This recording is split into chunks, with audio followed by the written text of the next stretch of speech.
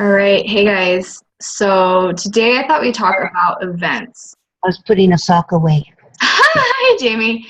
Hi. Um, so I was looking through our schedule and kind of deciding what we would be talking about, and I figured that we hadn't talked about events for a while, at least not a live session of events. And I know a lot of people are doing events and kind of getting things on their calendar for holidays. So I wanted to kind of just go over not necessarily basics, but just kind of a few things that I was thinking about when it comes to events and what you can and cannot be doing. I've been seeing a lot of really great tables lately with some newer consultants that have a single table that have not much more than their starter kit, and I think those tables are absolutely beautiful. Like, everybody has done a really good job with what they have, and I think that that's something that we need to keep in mind, is that keeping it simple is so important. You look at all the consultants that have been around for a while and you see their massive displays and their big vendor events, but you have to keep in mind that those people have been around for a while and they've been building up um, their stock and their display items. So it's really something that you need to keep in mind, because it's hard to go to Posh Stock and see all these beautiful displays and think there's no way my little table is going to be good enough. But I think that's just ridiculous, because really it's the attitude and the personality that you're bringing to the event is really kind of the biggest and best thing that you can think about, and how you portray yourself and how you bring it about to others. So, I mean, anyone that's on, if you guys have anything to add, you guys are welcome to jump in. But I did not realize that, well, I guess I knew this, but the tablecloths have been out of stock for a while. I think, I don't know if they've ever really been in stock in the portal. Um, I have no idea. People are always like, do you know when it's in stock? I have no idea when anything in Portal is going to come back. But something to keep in mind is that if you guys want something from the Portal and it's sold out, you can always recreate it or do something better. It doesn't have to be exactly what's there. So with tablecloths for tables, I love using black flat sheets from Walmart and using those to cover my table to the floor. Those are very inexpensive and you can use them for a while. So those are really great. I like using those if you want to stick some sort of banner or something across the front of your table. That works really well in place of a tablecloth. You can get your banners from Vistaprint, and there are some templates that are already available for you to use, or you can create your own template if you want to personalize it. And I honestly just use tape and tape it to the front of my table. So that works out really well. But keep in mind that whatever you guys are doing for displays, adding height and adding something where if all you have is a table, you want to make sure that you're giving your vertical height the best, whatever, giving a lot using your vertical height to your advantage. Um, yeah, so I use boxes, and I use different size boxes from IKEA, and I stack those up so that I have tiers. But you can always do different things, like you can put boxes on the table and then cover them with the tablecloth so that you create that height without needing anything pricey. What's really great is that it's a holiday time, so you can grab boxes like your Posh Portal boxes, wrap them in gift wrap, and use that as a display. So that works out really well as well. You don't have to use gift wrap. You can always just use black or something more neutral, so you can use all year round as well, to kind of add that little height. For those who have your the kits with the Posh boxes, those are going to help you guys so much. I'm so jealous of those, because you can do so much with that. Honestly, like, you need that. Like, that's all you need. That's your sign. That's your banner. That's your advertising. Grab some gift bags, like pink or black or whatever gift bags. Use tissue paper and just set them around, and that adds a little bit of fun height to it as well. Baskets, if you have some wired baskets or anything like that, you can always throw a product in there, or use crinkle paper or something like that to just make it look like there's a little bit more to the table, even though you don't have to have a lot. You can always set your testers on trays. You can grab those easily from lots of different places. But you can use trays, plates, something, so that you can kind of break up the table a little bit more, because you have your black table. Think about different ways that you can make it look a little bit more appealing to the eye. So you can use trays, you can use a table runner. There's Charlie's used stands from the bathroom section. Oh yeah, from Walmart. They're $6 for 3 tiers. I actually grabbed some of those too. I haven't used it for an event. I meant to, and then never have. But those work really well as well. Think outside of the box and how you can get tiers. So like the bathroom section, to get shelving, you can go like, hold on. I meant to have these right by me and I forgot. I actually just went to the dollar store today and I found these wired baskets, and I thought these would be super duper cute on the table because you can throw in different product, stack it, whatnot. This is all I have right next to me. But this is super cute. Doesn't, like, this is just 2 tubs, but it makes it look cute. You can put crinkle paper in it, you can put tissue paper in it, build that up. You can, like I said, if you put like a box on the table, cover it with your tablecloth and then stick it a little bit higher, then you can kind of tier your table. Putting lights across. Charlie's done what? I'm sorry, I'm like just reading. Put lights across the 2 with your cash and carry sign lit up. Oh yeah, see, that's super smart. If you have access to electricity, or even they have battery powered lights nowadays, which I totally did not know about, but you can use that and kind of light up your table, especially with the holiday season. That's going to be super fun. Flip the basket upside down. That's another idea. Thank you, Carissa. And you can stick testers on it, or you can stack stuff on it. This is all the product I have right next to me. So that's why I'm like, nah. But you guys are welcome to unmute yourselves and join in if you guys want to. Just saying, because I'm like reading and trying to like talk at the same time. Okay, I'm unmuted. Yay! Jamie is the queen of levels.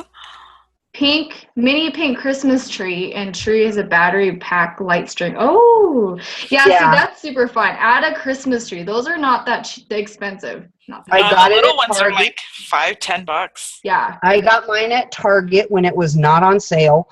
I paid $12 for it, and I was like, man, because if I would have waited, I could have got it cheaper, but whatever. The little mini balls that I got were $1 at Target. The string of lights has 2 AA batteries in it. I think that was like $2 or $3 at Target. Yeah, everything I got at Target, and so everything was less than $15. So. Yeah, and a little skirt. Oh, that'd be so cute. Mm-hmm. Yeah, see, like even if you can't get like a pink one, you can just get a white one, if you, because I've seen white ones are a lot easier to find for me, and then white one would be just super Or silver. fun. Yeah, or a silver, something that's a little more neutral, and you can even decorate it with like our lip balms. You can throw the lip balms on there. You can. Yeah, I know. Like you could throw sample something, throw it on there so that it looks more. Oh, I like the sample idea. Yeah, they actually have where you can make your own Christmas ornaments. They're clear balls, and you can get them in different sizes, so you can get small ones. Now, I haven't done this because I'm not crafty. However, if you are crafty, you can do this.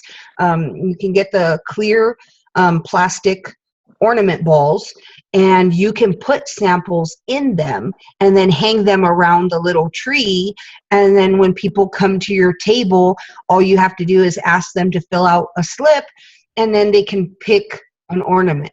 And then don't let them keep the ornament. Just make sure that, get the ornament back. They can keep the contents of the ornament. That reminds me, you can all, if you guys haven't seen, well, I'm sure you guys have seen, but for anybody that hasn't seen, people have used thrown bath salts in the clear ornaments and used that as a great gift giving idea. And you can have that as an example there, and show people what they can do with the bath salts.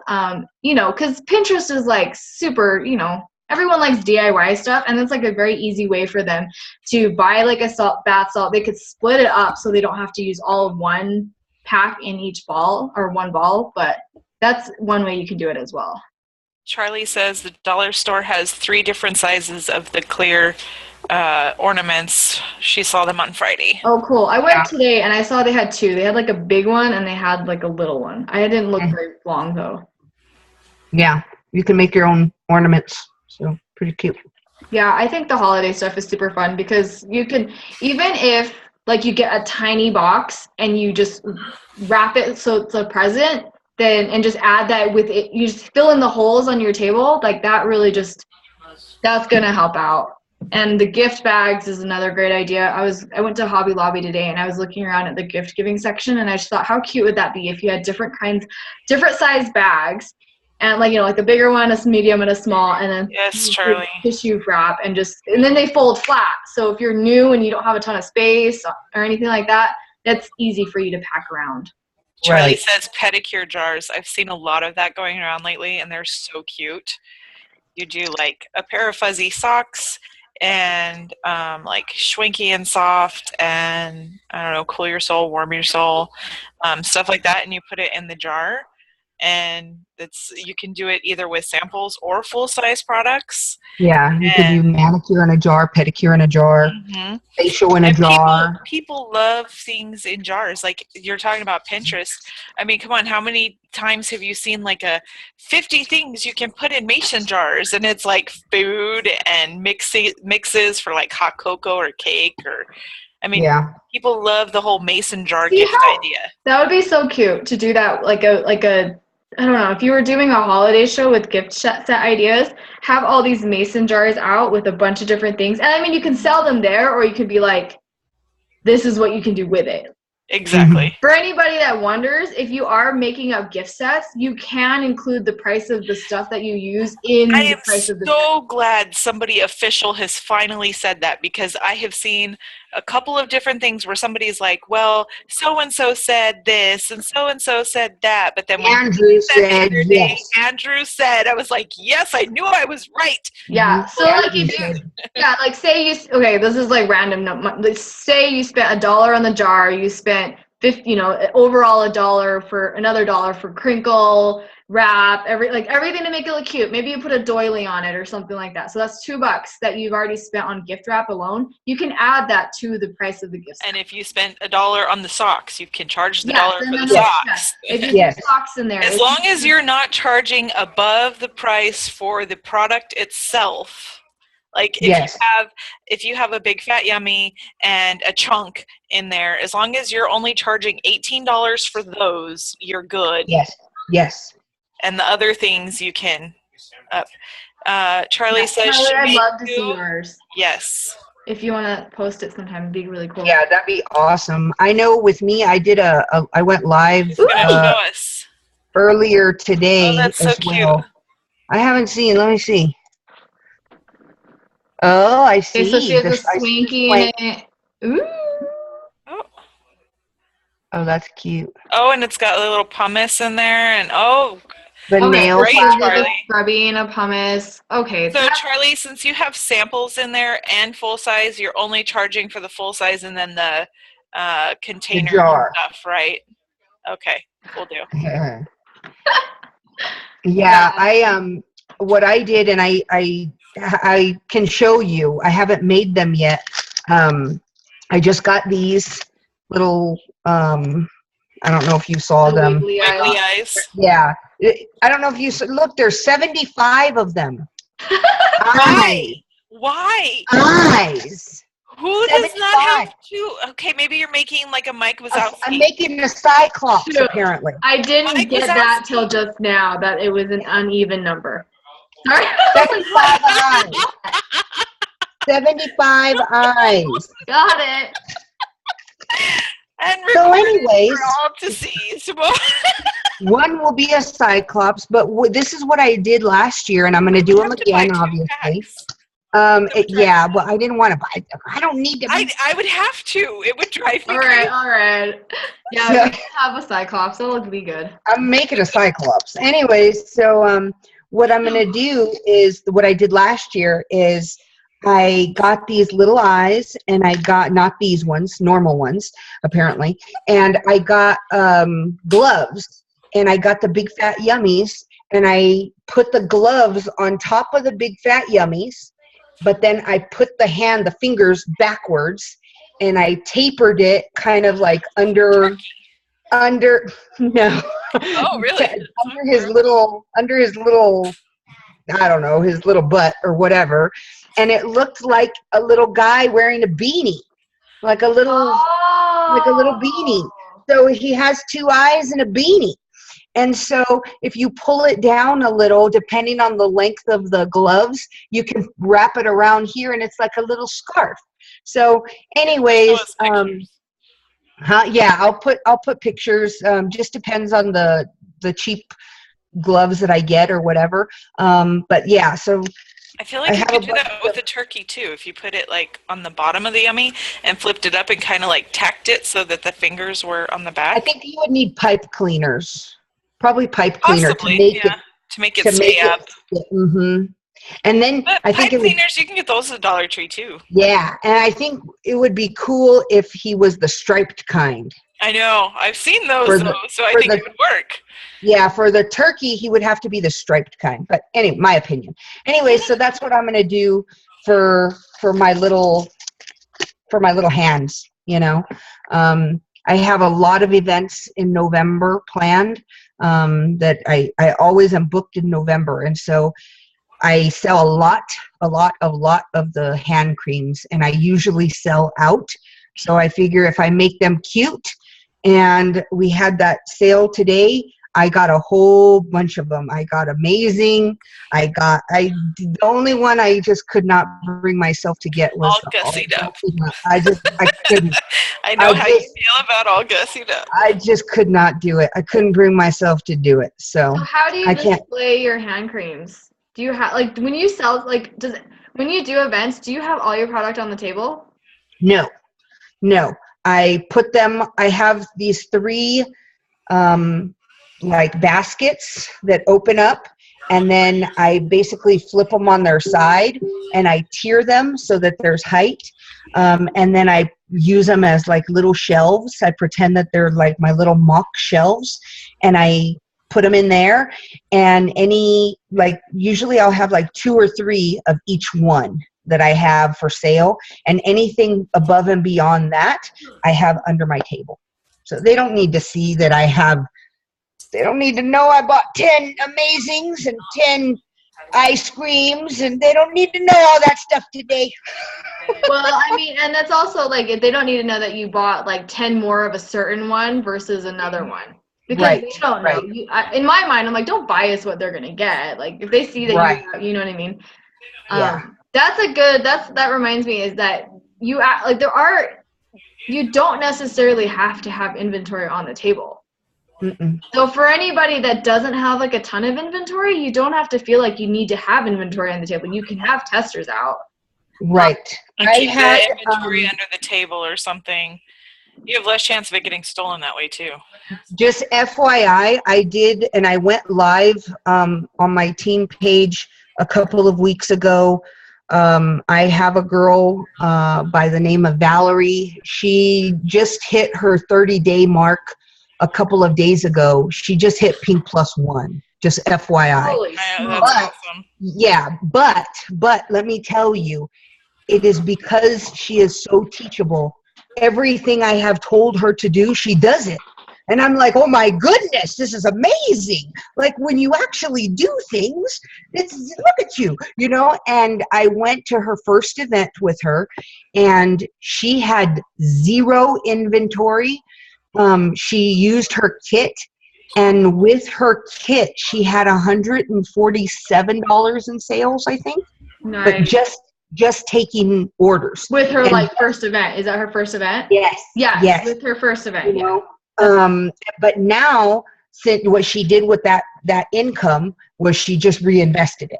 And her launch party, she just reinvested everything that she has gotten. She put it back because she's going to be doing 2 events. Well, for sure, 1 event every month, and starting in November, or starting in December, 2 events every month. And she's kind of like locked in. And so she knows, I want to have hand creams, and I want to have certain body creams. Yeah. And so that's what she's been doing with the income that she gets, is she's just been putting it back in. But just, as proof, you don't have to have inventory when you first start out. You do not. And the only reason I have inventory right now is because in November and December, I have events. That's it. But other than that, I don't have inventory. That's something that we need to like super stress, is that keep it simple also means you don't need to have cash and carry, especially if you're brand new. Yes. You can do it. They will understand that. They totally understand that. And you know what? I have found that when you tell people, I'm a brand new consultant, I'm just starting out my business, it's almost like they buy more from you. I don't know. It's almost like, you know what? I'm going to help support you even more. I'm like, man, I wish I could be brand new every event. Well, and here's the thing. Like, you used to not do cash and carry at events. Is that right? Isn't that at all? At all. Yeah, like never. That's what I used to tell people. I'm like, Jamie did not do that. And people are like, what? And I'm like, no. And look, it's more about the contacts than the sales at an event. Yeah. That was something Jamie taught us a long time ago. For her, it's more about the contacts, getting more people who know who you are, and trying to get. I mean, you still get the posh on them. Yeah. Whenever I do, and then they're going to come back. And there's only 2 events that I do that I actually just now have started. Actually, I started it last year. I realized for this event, I need to have some inventory. It was last April. It was the Secretary's Day or Administrative Assistant Day.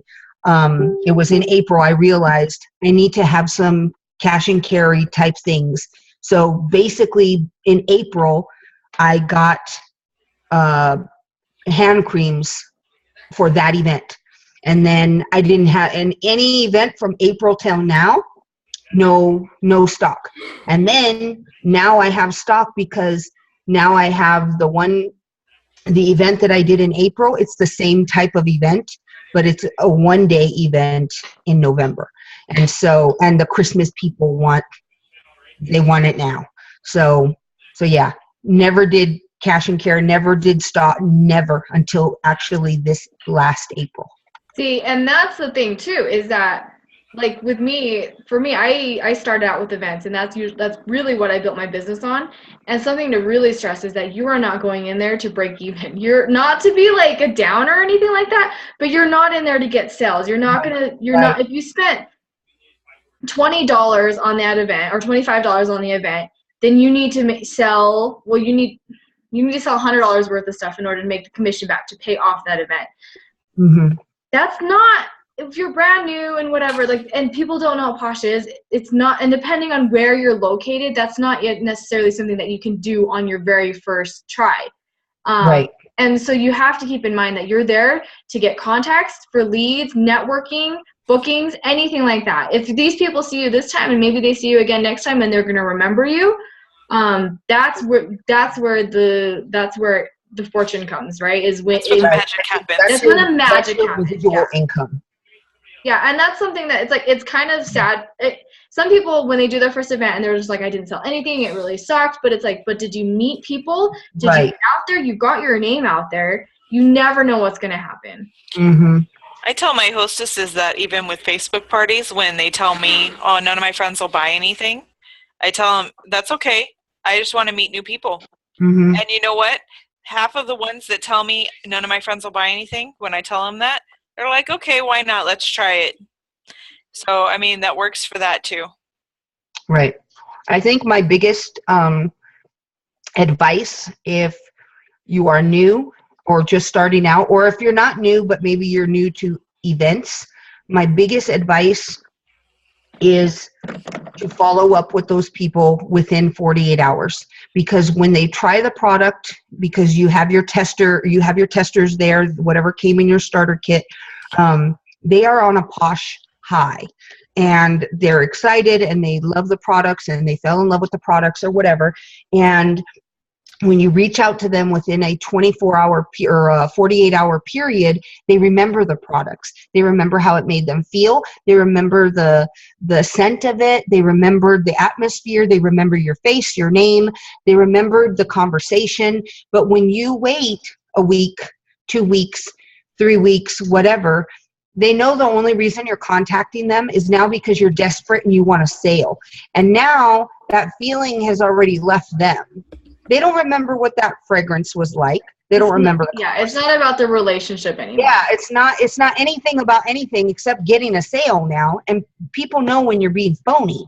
And so you've lost them after 48 hours. So my recommendation is within the first 24 hours, shoot them an email. And you can have it. What I do is I have a generic email in my draft section.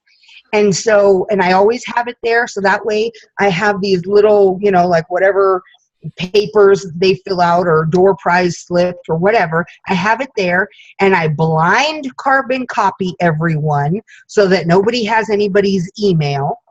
And I say, hey, it was great meeting you at, and then there's a line there where I fill in the blank. Note to self, fill in the blank before you send it out, Jamie. And so it was great meeting you at, and then I fill in the blank, and then I, whatever my little spiel is, blah, blah, blah. And then so that's within 24 hours. And then within 48 hours, then I can call them on the phone. Now they remember me automatically because they've already gotten the email. So I've already made it like a warm call now. So when they call me, when I call them, it's not awkward.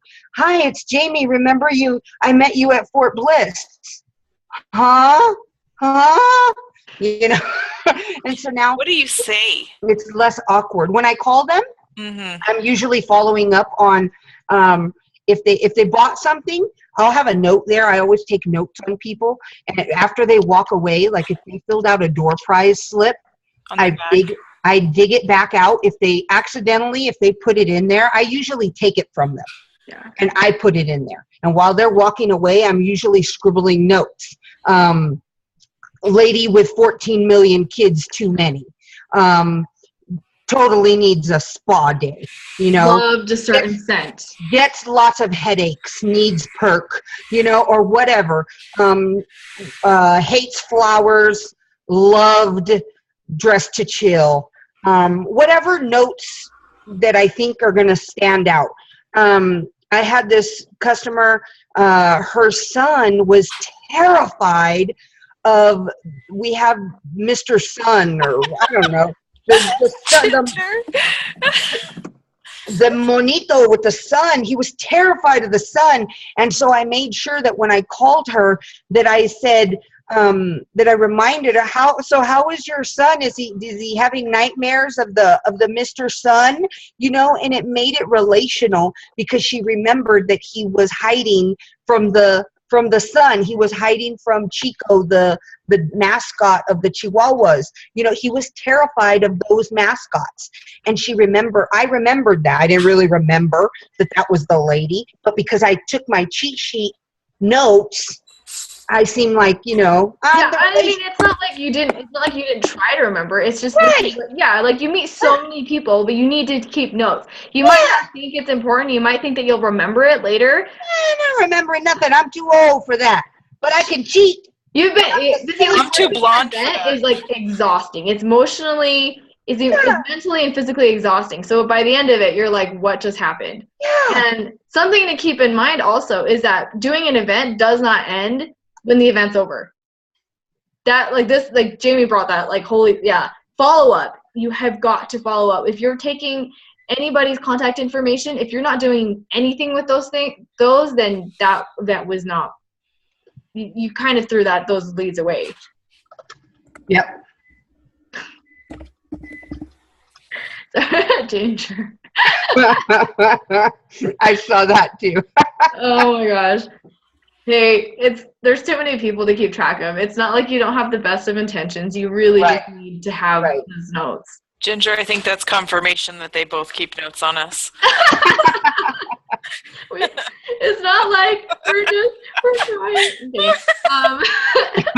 No, but that's the thing is I totally completely forget to tell people that. But I remember, like, when Jamie says that, I'm like, it's true, is that when I was doing events, and I did events back to back to back to back, that by every event, when it ended, I was so burned out that I did not even want to think about it. Like, and then I realized that if I keep doing this with every event that I do, there is no way that I'm going to be able, there's no point. Why do an event if I'm not going to take the time afterward to follow up? And at the very least, follow up with the people who bought from you. Right. Like, if you're new and you're scared of contacting people, follow up with the people because it makes sense for you to talk to them. Hey, what did you think about the BFF? How did you like it? You know. Ginger's writing things in the chat, and I want to elaborate on something with notes. It is very important because sometimes you do get certain things that you need to take notes of. Like, you might get like a really rude lady that maybe she's a certain kind of personality. Write that down. Really rude lady, or maybe you remember. Not necessarily rude, but maybe she was a little more blunt. She knew what she liked. Or she was rude. Yeah, you're going to have rude people too. I'm sorry. No, but I mean, like, if you say, why was she rude, though? Because that's going to help you know how to contact her later. Right. Because sometimes when you write certain notes about people and it reminds you, oh, yeah, I remember she just really was annoyed at, she hated Chico the Sun. She hated anything with any kind of vanilla or lavender in it. Well, obviously I'm not going to offer her some of our facial products that have lavender in them or something because it made her angry, or I don't know. Yeah, there's some people who absolutely hate something to the point where it's like personal. You're just like, oh my gosh, I'm so sorry. I did not mean to offend you. Like, right. And so you want to take those kind of notes because the last thing you want to do is offend them all over again. Oh, I totally forgot. So, Ginger, I don't even have a giveaway box anymore. So that's something that, so Ginger was saying to make sure your giveaway box isn't see-through so you don't have, so people don't see the notes about the people. I fold mine and I write it on a certain way where no one would see anything. Yeah, and I actually I stopped having a giveaway box. I just thought, whatever. Here's my thing. It says enter my giveaway. If people see it and they want to enter, or if I talk to them, I say, hey, enter our giveaway. Because from where I'm located, lots of people just want the free stuff. And so by that, I'm like, I don't want to sift through a bunch of leads that have no information on them. I'm going to go through the quality leads. So that's why I stopped having a giveaway box. If you don't have a ton of space on your table, that's one reason why you might not want one. But you could have a sign that says like enter my giveaway, and then you can take it from that person. You won't lose that lead if they purchase something or if you have notes to add. Put it under the table or yeah, I have an apron and I just stick it in my pocket. What you can also do is for your if you want to do a giveaway or something like that, is get a gift bag. So that on your table it doubles as, oh, look, there's your giveaway. And, oh, yeah, that's where the pieces of paper go. That's what I do. I'm just saying. It's cute, though. Like, seriously, it really works out. Because then it's part of your display. And that's the thing is, like, when I did just one table, I would use a trifle bowl for my giveaway box, and it just would take up too much space. And I was like, I'm not carrying this glass thing around anymore. Yeah, when I have limited space, like if I'm at an event where I only have one table, like this event that I'm going to in a couple weeks, I'll only have one table. And this event is actually my biggest event. It's the fall equivalent to my what is it? Administrative assistant day. So it's the fall equivalent. This one's the leadership something day or whatever. Anyways, it's the same thing, only it's in the fall. But anyways, for that, I only have one table to work with. And for that event, I won't put my little normal giveaway thing where I give away a spa escape for you and up to 10 people. For that one, I will just enter my drawing for you and up to 10 people, and I'll have a basket, I'll have a gift bag there, which they think, ooh, that's the giveaway. No, it ain't. That's where your little slip of paper is going. Oh, Jamie, you're so awesome. Okay. No, it's called efficiency. Something also if you're low on space or you don't have a lot of inventory or testers or whatever, focus on a product or a line. You do not have to have everything out. Right. I don't recommend that they ever have certain things out just because no one's washing their face at an event. No one's shampooing their hair at an event. No one's putting on a face mask at an event. No one's going to scrubby their feet at an event. Unless it's like something that you talk about all the time and you know you can sell it, then sure. Right. But you do not need to have, like, I do not talk about the hair products like ever. So unless they ask about it. So maybe I'll pull it out from under the table. But for the most part, I'm not going to have the feet stuff, hair stuff. I'm not going to have the apothecary. There's a lot of stuff that I don't need to have out because those are like kind of like, these people do not know what Posh is yet. So I'm going to introduce them to Posh before I make them, get them into the hardcore Posh. She said but the Posh to me sets obviously are something that we started doing that, and that's why Posh now has their Posh to Meet You sets. And the Posh to Meet You set is a really great focus for anybody who doesn't know if they're new to events or anything like that. The Posh to Meet You sets are a really great way to focus it because you don't need a ton of product. You don't need to have every scent option available. If you have 2 or 3 or whatever, that's fine. Have a good amount of options or a variety for the different scent people, but for the most part, you don't need to have like 1 or 2 of every single scent. Right. Lip scrubs too. Lip scrubs are amazing. Yeah, and see, like, that's the thing, is lip scrubs is one of the things that we'll put out. I'll put Posh to Meet You set, I'll put lip scrubs, and then skin sticks. But obviously not every skin stick. Charlie's asking because I do a $1 restock fee on each item that I sell. So, for example, if I sell a honey body cream, which is $17 retail, I tell my customers it's $17 retail and $1 restock fee. The reason why I charge a $1 restock fee is because I've already paid shipping. I tell them that up front. They know it's a $1 restock fee. It's not a shipping fee. It's not, I'm not charging them $18 because that's, it's $17 plus $1 restock fee. And Charlie's asking if I charge a $3 restock fee. I have actually never done Posh to Meet You sets at my events. I have never heard of the restocking fee.